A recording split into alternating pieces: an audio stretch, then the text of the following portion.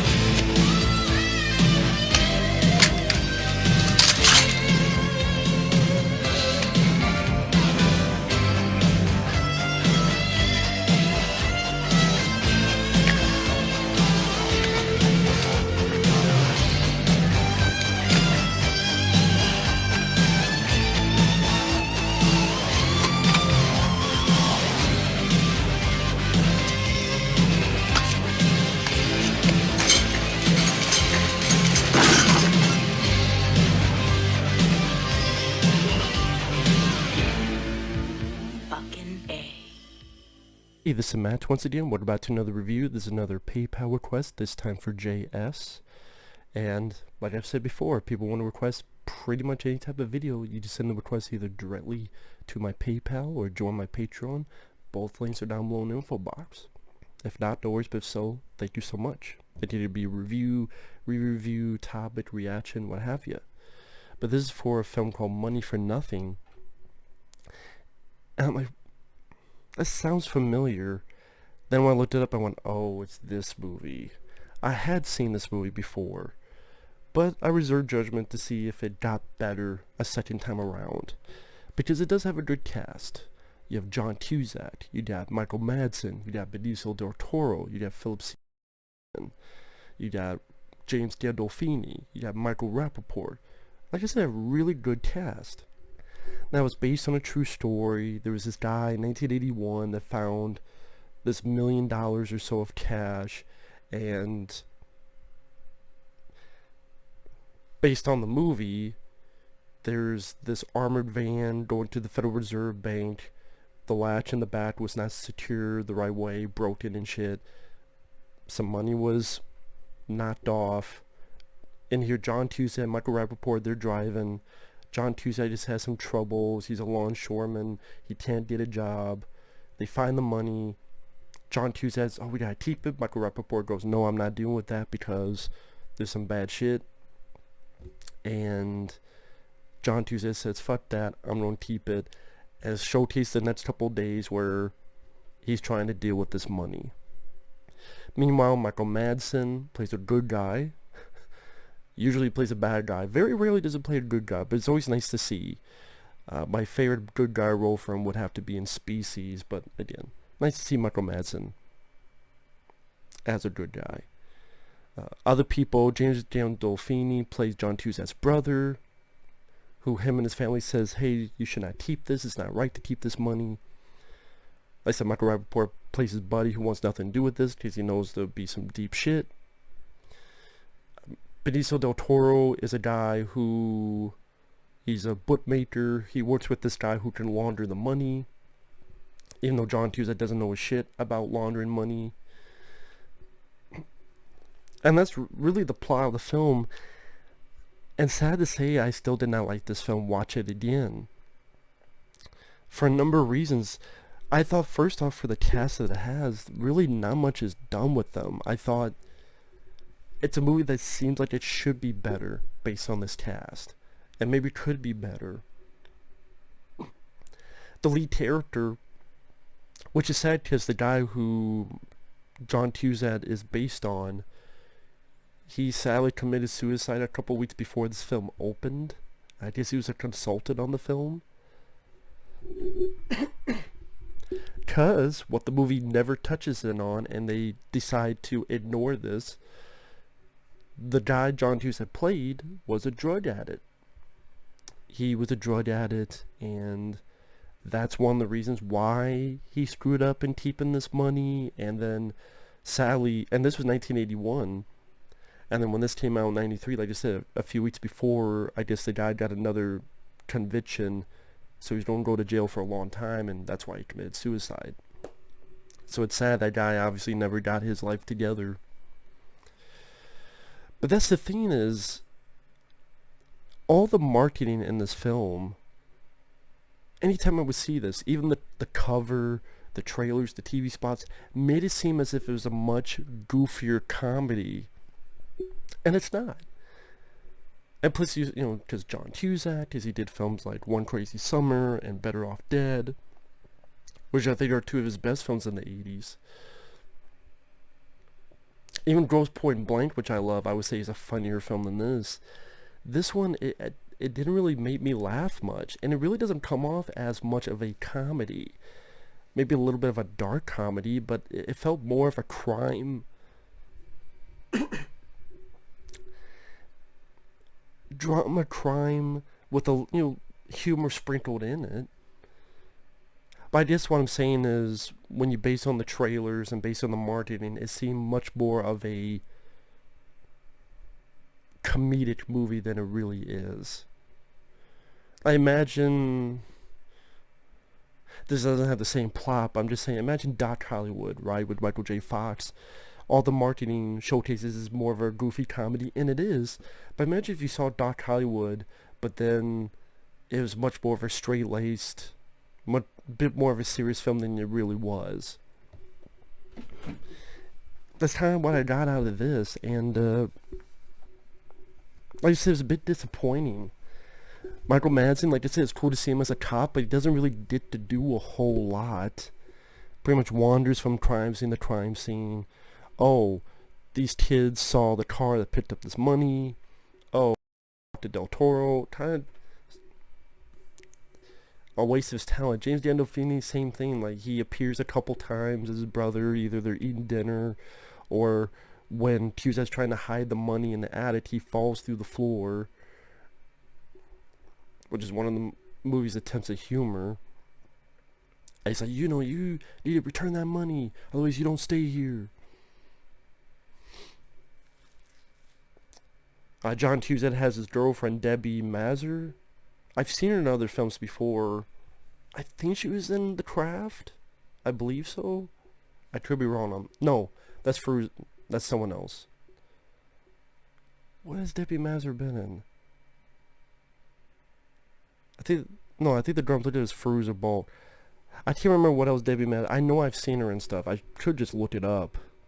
There'll be some screwing up on the webcam when I open up the internet, but she'll look up before. Plays his girlfriend, and the thing with the film is, not only did I think it wasn't that funny for a flick that was billed as a comedy, at least based on, again, its marketing, its trailers, the character, to me, the character became more and more unlikable based on his really stupid fucking decisions. Now, it's loosely, very loosely based on the life of Joey Coyle. Number one, I don't know why this wasn't a period piece. Why did it not take place in 1981?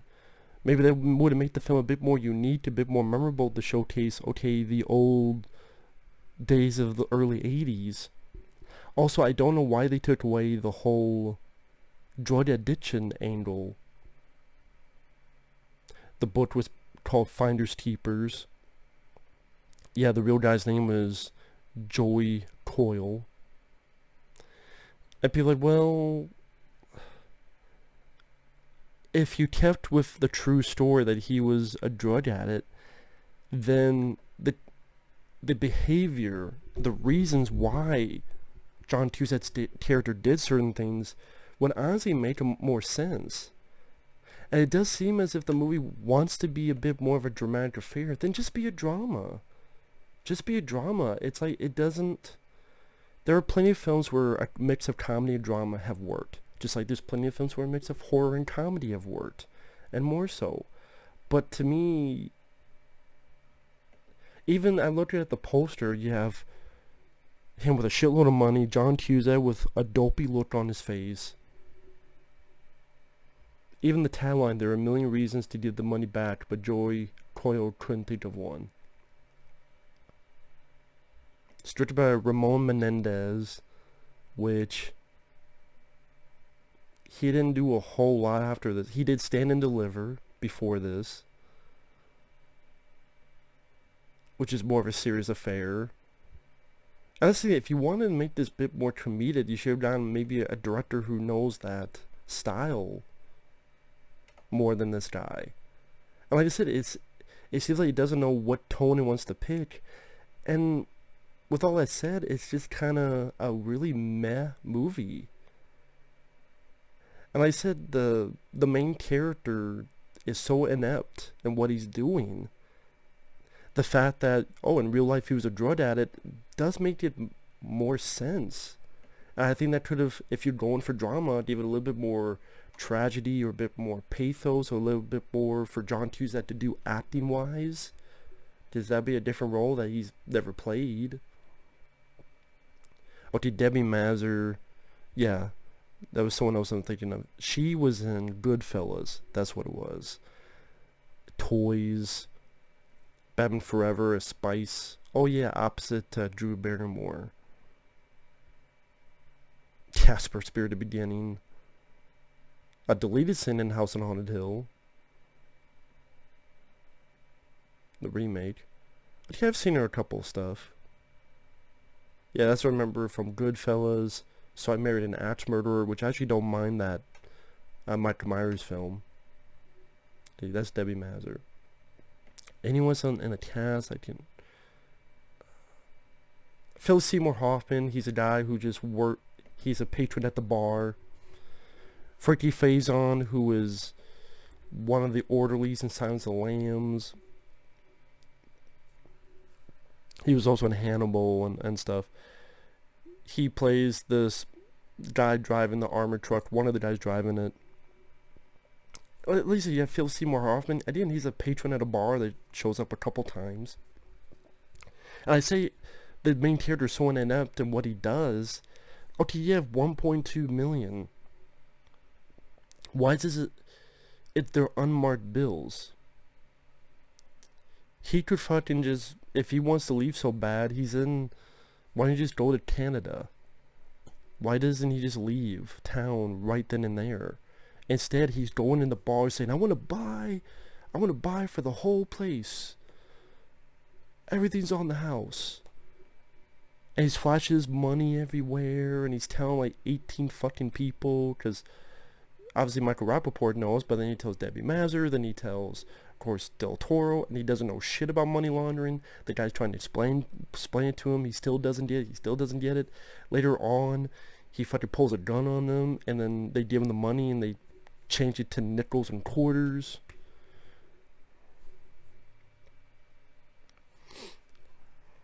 It just seems like he does a lot of wrong fucking decisions. And then, spoiler alert, by the end, the little money he has left, he goes with Debi Mazar. They go to an airport with a car that they will recognize, and then they get caught. And then the text says that he was charged with all these crimes, but he was released for temporary insanity. I don't know if that's really what happened. At the end of the day, I didn't understand why I did not remember anything about this film, because it's so unremarkable, and it's very forgettable. There's no humor, gags as a comedy that you remember. As a drama, there's nothing really that biting in satire or depth or the pitfalls.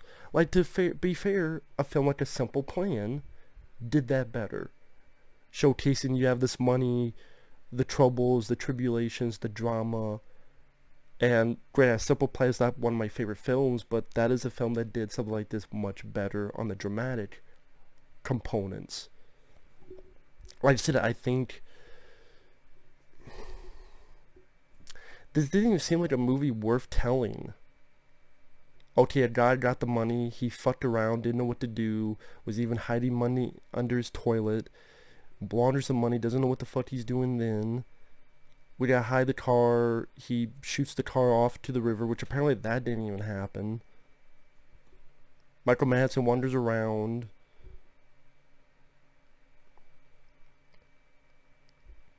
There's a point someone tries to shoot John Cusack in the bathroom of the bar. Leaves with Debi Mazar, gets the airport, get caught, the end. Again, there's a reason why no one has even talked about this film or heard of this film. If you like it, cool. You feel free to let me know. It's a good cast. I'll give you it's a good cast. But to me, that's one of the big disappointments. It's such a good cast. It should be a much better, much more memorable film. But this is a film I think if you watch, good luck remembering it a week later. Like I said, as a comedy, there's really nothing much that would make you laugh. As drama, there's really nothing that you can sink your teeth into. As a character, he just comes off as an idiot and then a little bit more unlikable as the movie goes on. I don't really have much reasons to like the character. Maybe I should, if you want to play that off. And since it's being such loosely based, you can do stuff to do that for the viewer. I mean, if you don't have something as big as the fact that this guy in real life was a drug addict, which I guarantee you would be part of his mental state, which I would think, okay, what would a drug addict do with all this? And then his idiocy would kind of make more sense because of that idea. Instead, it just comes off as a bumbling idiot. And again, I don't remember John Cusack ever playing a guy who was a drug addict. I'm sure someone will let me know down below if he has. I just can't think of it. But that could have been interesting. That could have been something for John Cusack to little meat on the bones for the performance. Like I said, talking with the Del Toro, he has a couple scenes, but nothing memorable. Hell, I got more stuff out of Benicio del Toro and Excess Baggage with fucking Alicia Silverstone than I did with him in this movie. He could have been played by anybody. There's no strong acting scenes and intense moments or very funny, hilarious moments. That's pretty much it. So yeah, if you like the film, that's cool. Sorry, JS. If you like the film, that's cool. This is a film that, as I looked at it, I'm like, I have seen this film before. And then it made sense why I completely forgot about it. To me, either base it more on the actual story or have it be like a period piece, 1981. So maybe at least superficially, the locations, the setting, the timeline could have given some intrigue. Or if you don't do it so goddamn loosely, then why was this film made in the fucking first place? I mean, I get the idea of what if a normal person found $1 million, what would they do? Apparently not much. They wouldn't do much of shit.